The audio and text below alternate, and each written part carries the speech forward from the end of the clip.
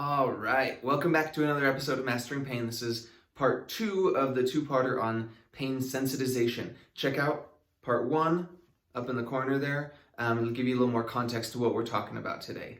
So this is where it gets really cool. This is where it gets really nerdy, and we're going to get into some of the neurophysiology. It's pretty easy to understand, and we have some cool analogies to help you follow along. So let's get nerdy with it for a little bit. So we've already talked about what gets our nervous system sensitized and what gets it up here rather than down here. You know, we're talking social norms, your mental health, your level of stress, all those things that affect the base level of your nervous system. Now, in my experience, this is where things get a little bit messy. I tell you all these things that are affecting your level of sensitization and your pain, all these personal things, and what do a lot of people do? They blame themselves. Now, this is normal, of course, but it doesn't do us any good to assign blame to ourselves. And ultimately, that's just going to add to that level of sensitization and bring you up even higher. What I also see is people turning the cannon at me. There he goes again, saying that pain is all in my head, and if I just work on my mental health, all my pain will disappear. This is also totally normal, but is also missing a big part of the story. Because guess what? It's not just mental health and personal experiences that cause your pain to be sensitized. There are chemical and physical changes that happen in your nerves, in your spinal cord, in your brain that cause you to become more sensitized. So please don't blame yourself. Try not to blame me, but I'll be okay. Let's blame the chemistry that's actually happening in your nervous system. So let's take a deeper look into that. It's super interesting. So let's zoom way down onto our nerves. This is beautiful. This beautiful picture here represents the intersection between two nerves. So what happens is the signal comes down. So, you step on your Lego and that signal goes up to your spinal cord and it passes several nerves along the way. The signal comes down this nerve. And what happens when it gets here is it tells all these little green dots, these are called neurotransmitters, to leave this area and float over to the next nerve. When they find their home on the other nerve, what happens is if and only if enough of these are filled, that transmission, that signal will continue on from the other nerve and zoom, off it goes to the next one. But check it out. One thing that we left out of that last picture were these other nerves called interneurons. And so for every one of these interactions, there are multiple other nerves coming in. And their job is to just sit there and monitor and wait. And what they can do is when this transmission comes along, so you step on the Lego, that signal needs to get past. No matter how strong this transmission is, these nerves can all converge and actually shut down the transmission so that you don't feel it. So when you step on the Lego because you're racing across the room to try to save your child from falling over, your brain says, let's not pay attention to the Lego, uses all these other nerves, shuts down that signal, and now you can go save your child instead of paying attention to the Lego. I don't know if you guys have ever heard that expression where you only use 10% of your brain. It's totally wrong. Whoever said that was lying through their teeth, but there is some reality in that we get a lot of sensation coming into our body and the vast majority of it gets filtered out. It would be horribly inefficient and way overstimulating if we didn't have these guys here to filter out all the types of stimulation that come into our body at all times. So these guys here are the gatekeepers. Think if you're trying to get a meeting with the big head honcho, they always have someone in front of their office filtering people out.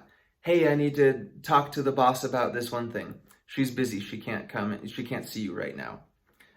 And then you try again, and then you try again, until finally you say, I have a really good business proposal that's gonna make us a lot of money. Now you're talking the right language. Now the gatekeepers will let you in. So when you try to walk in with your signal, it has to be important enough to get through the gatekeepers. But now that you've gotten through the gatekeepers once, it's a little bit easier to get through the second time. The person at the front desk knows your face, you joke around with them, The big boss lady wants you to be there. So you get to get through a little bit easier, and these guys calm down a little bit. So now those transmissions, when they come here, they don't have to fight as many gatekeepers, and they're more likely to travel through.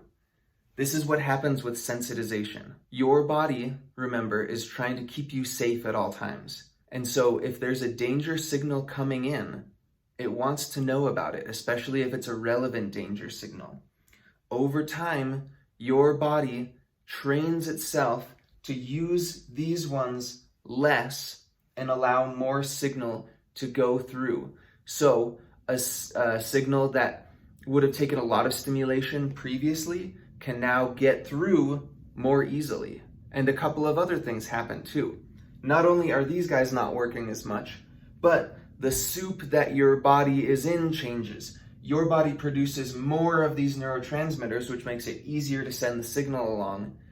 And it also the chemistry allows the transmitter to go across more easily and bind more easily. Your body is essentially trying to make it as easy as possible for you to get the meeting with the boss. And of course, this comes at a price to the boss. The boss is now overworked and constantly having to attend to every little idea you have.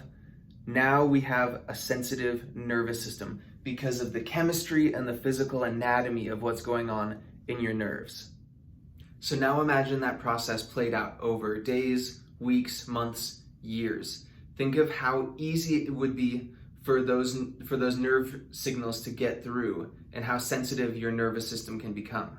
Now you don't even need a huge threat stimulus to cause a pain sensation. Now, even though you've done your due diligence, you've been taking care of your mental health, you've built a strong social support system, you have a strong, steady job and a good financial situation, you can still be in persistent pain because of what's happening in your anatomy. So that's pretty heavy. Your body's working against you. That's why pain is so difficult to manage. This is why we often need the help of a professional to help us overcome all the factors that affect pain.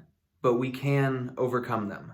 There's some really exciting research coming out about different strategies that actually work to help us overcome persistent pain and all the factors affecting it. And those are the things that we're going to be talking about in the coming episodes of Mastering Pain. So your homework this week is to think about blame. Are you blaming yourself or your surgeon or your physical therapist for the pain you're having? And how does that affect your pain experience? This week, I want you to shift that blame to understanding. It's not your fault. We now have a really good understanding of what's happening inside our bodies at a biochemistry level that affects our sensitization and our pain experience, no matter how diligent we are with the other factors in our lives. This is a really powerful practice that has taken a lot of my clients a really long way. And when it's combined with manual therapy and with exercise therapy provided by a physical therapist, we can get excellent results that get you back to doing what you need to do. So once again, thank you so much for watching. I really appreciate the support. This is some heavy stuff, but also some very interesting stuff. I love talking about it further. Feel free to contact me if you have any specific questions or general questions.